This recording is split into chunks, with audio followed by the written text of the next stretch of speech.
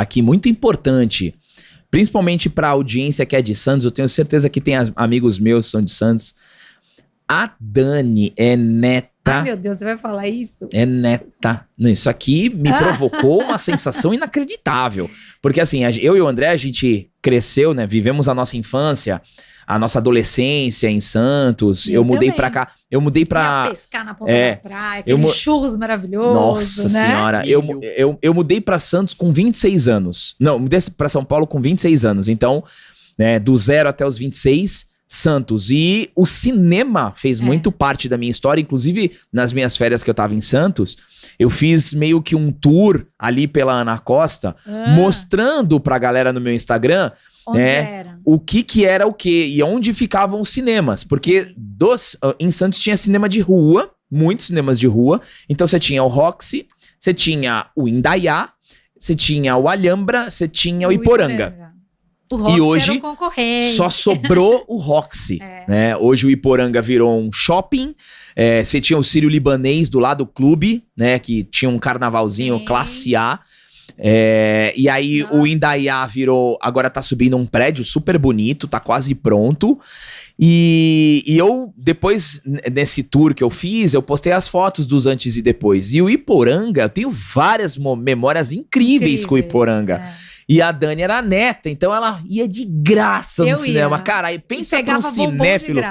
Pensa pra um cinéfilo, pra um amante de cinema, você ter um avô que é dono do cinema. Cara, isso daí é maravilhoso. Tem até filme assim.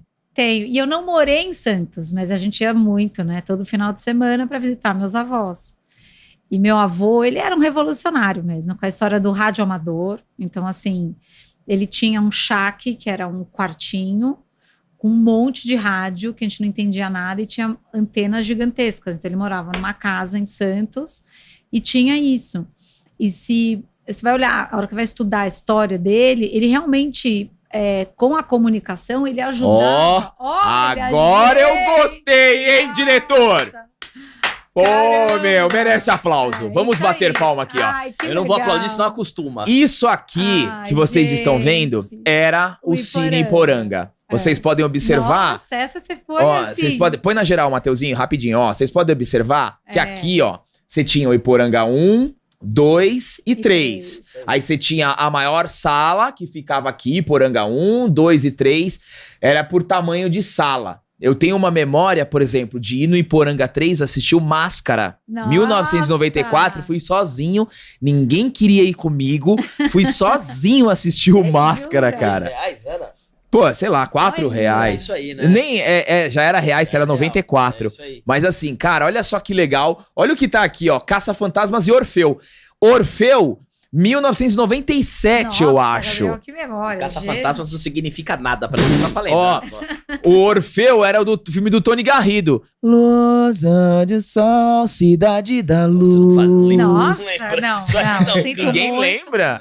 Não foi pra minha... Enfim, olha que legal essa imagem, Matheus. Pô, parabéns. Alhambra, que era o que eu mais gostava, meu avô aprontava, porque era um cinema muito grande. Eu não sei quantas mil, eram 1000 lugares, sei lá, era enorme.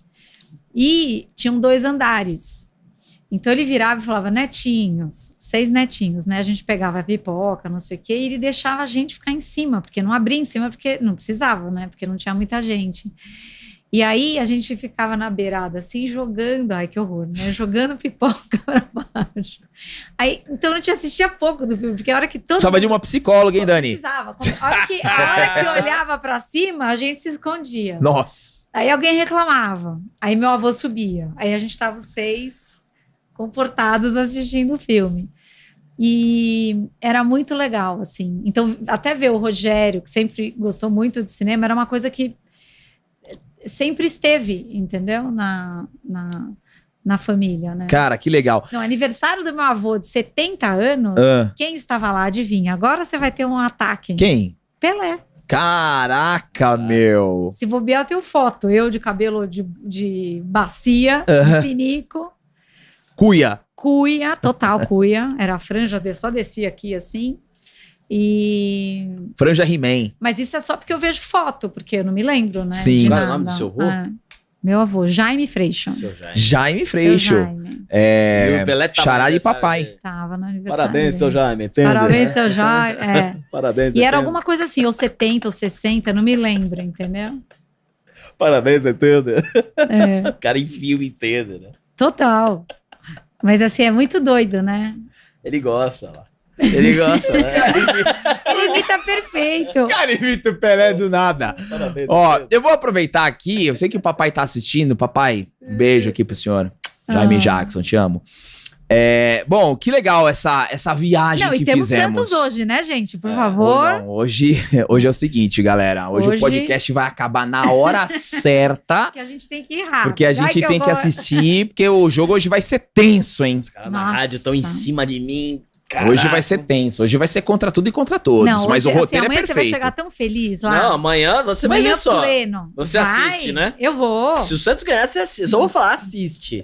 Amanhã. Só isso. Só. Não, se o Santos ganhar, Isso. não. Não, tem que ganhar. Quando o Santos ganhar, Não, tem que ganhar. que vai ser hoje. Tem que ganhar. Eu sou um santista pé no chão, assim, eu entendo muitas coisas, mas é claro, clássico é clássico. Todo mundo pensou que o São Paulo ia amassar o Santos e não aconteceu isso. Exatamente. Tomara que aconteça novamente. Sim. Ó, Dani, vamos falar dos nossos pequenos, Sim. né? E aí é o seguinte, eu já vou começar, acho que com a questão que ela é mais macro hoje em dia, que é o uso de telas, né? E eu queria que você trouxesse pra gente a tua percepção de como que tá a realidade de hoje das crianças. Você pode até fazer uma divisão de faixa etária, né, das crianças, dos questionamentos que os pais chegam pra você. Ai, meu Deus, meus filhos estão usando muito celular. Eu acho que deve ser muito, dessas reclamações que chegam pra você, né? Como é que eu faço pra tirar o celular do meu filho? E agora? Como que resolve? Por que o celular hoje é um grande problema, né, pra gente? Claro, hoje nós usamos muito o celular pra trabalhar. Sim. Né? Tem pessoas que não precisam do celular para trabalhar, né? Por exemplo, na época que eu trabalhava no banco, eu batia meu pontinho ali, ia para casa e o celular era apenas para entretenimento. Só que eu hoje, né, CEO, né, de uma grande empresa, Amém. uso o celular para trabalho constantemente. É reunião, é patrocinador, é funcionário. E o meu filho tá me vendo usando bastante celular. E tem a questão do exemplo, né? Ah, como que você vai falar pro seu filho não usar o celular sendo que você tá usando? Como que é essa percepção hoje em relação ao uso de telas para crianças? E como a gente consegue resolver isso? Eu acho que assim, a gente tem um problema que é a gente tá também aprendendo a usar enquanto a gente precisa ensiná-los a usar. Então, nosso grande desafio hoje é ir ajustando a medida, porque às vezes na maioria das vezes está desmedido em casa, para os adultos, para as crianças, para todo mundo. E eu costumo dizer, por exemplo, que hoje a gente precisa entender a medida e o tipo de estímulo, porque é muito diferente, para mim já é muito diferente assistir um filme e assistir uma série. Eu recebo estímulos completamente diferentes no tempo e o quanto eu fico aprisionado, capturado por aquilo, porque na verdade tudo foi feito para te capturar, para manter você ali. Então, muitas vezes, os adultos acabam entrando num lugar perigoso, que é o menino não fez a lição, ou o menino perdeu, não arrumou o quarto, ou fez qualquer coisa assim. Se você não fizer, você vai ficar sem seu castigo. Eu vou tirar o seu celular. Então, assim, a hora que a gente usa isso como uma moeda de troca, na verdade, a gente está dando uma importância para isso gigantesca. Eu tô dizendo, isso aqui é realmente a coisa mais valiosa, né? Então, eu não gosto da ideia do castigo, eu gosto da ideia da consequência, que entende o bom uso permite que você continue usando. O mau uso, infelizmente, você vai ficar sem, porque você não está sabendo usar. Desde situações de responsabilidade, como lição, escola, toda essa história, até fazer um bom uso do que eu vejo ali dentro, o que eu acesso.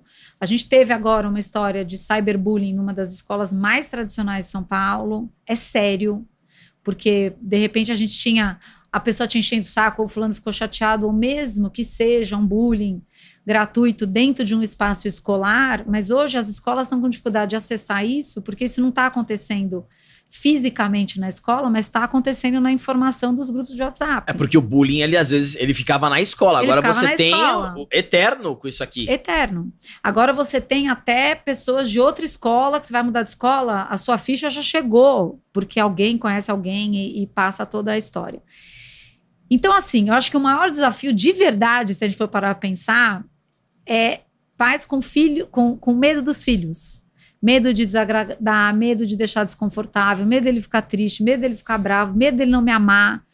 E a hora que a gente entende o que seria um bom uso seria, eu entendo que a responsabilidade que eu tenho das minhas atitudes aqui fora, ela é equivalente à que eu preciso ter dentro das redes sociais. Então, o tratar as pessoas, como é que eu me comporto num grupo de WhatsApp, aonde eu navego, o que eu vejo. Só que o que eu sinto falta é que esse processo, ele é uma curva de aprendizado. E às vezes os pais acabam ficando não está sabendo lidar, bum, pega, tá de castigo, 3 meses sem acessar, 3 meses sem videogame, que seja. Só que a hora que eu fico 3 meses sem videogame, eu não tô aprendendo a usar o videogame. Eu não tô aprendendo a boa medida. O que acaba acontecendo é que a hora que volta, desanda tudo de novo. Então eu gosto muito da lógica de consequência, que é, eu tinha um menino que era a coisa mais linda. Ele tava com o videogame dentro do quarto. E aí a mãe falava, faz sua lição. Ele falava, joia. Ele entrava lá, igual a gente. Você abre um Instagram, você fala, eu tenho que fazer ginástica. Você abriu um Instagram, o que acontece? Você foi abduzido, passou 1 hora, você não viu. Cara, é incrível você perdeu isso. tempo, acabou. Você foi engolido. Então, gerenciar isso é difícil e precisa ser aprendido para nós também, porque a gente está falando, gente, de bem-estar imediato versus o que precisa ser feito.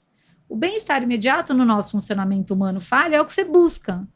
E o que eu preciso fazer é o que a gente procrastina. O maior procrastinador da história é esse bem-estar imediato, que eu penso que eu estou fazendo alguma coisa, não estou fazendo nada. O Reels, eu estou proibida de ver Reels, eu me proibi, porque você não aprende nada com profundidade. O YouTube eu amo, porque você aprende coisas, você tem cursos inteiros e tudo. Mas o Reels não, é um brum, brum, brum, fica descendo coisa superficial, ou até engraçadas e tudo, mas a tua vida tá passando, tá comendo o teu tempo de outras coisas, né? Então, mas eu gosto muito dessa situação diária.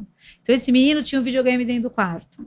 E tava, assim, gente, uma catástrofe na escola. Mas pensa uma catástrofe, à beira do abismo, assim. E aí... Tipo o Matheus. A consequência, imagina! A consequência era... Ele precisava fazer a parte da escola e depois... escola, esporte, ele teria o tempo de videogame. Só que quando a lógica do castigo entra, o que eles se tornam profissionais? O que a gente já se tornou naquela época, né? A burlar o sistema. Driblar. Fazer de conta que eu fiz. Eu começo a criar, gente, vida paralela, escondida, aquela coisa toda. Então, na consequência, você vai, obviamente, se ele não está gerenciando a liberdade, ele perde uma liberdade que agora eu preciso ver a sua lição feita. A hora que a sua lição estiver feita, você pode ir para o seu videogame. E aí faziam combinados e, obviamente, ele não cumpria. Quando ele não cumpre, infelizmente, você escolheu ficar sem esse momento no seu dia. Você tem que fazer suas coisas, acumulou. E aí a gente vai andando um dia por vez. Porque é isso. Eu lembro as minhas filhas, por exemplo, que tinham horário de dormir. Fechou, fechou, tá combinado, combinado. Negociei no sentido de não vai ser 9 da noite, elas queriam 10h30. Então, vou botar 9h30? Fechou, tá bom, tá bom. Então tá, celulares desligados 9 da noite, ou 9h30 da noite, desliga o celular, combinado, combinado.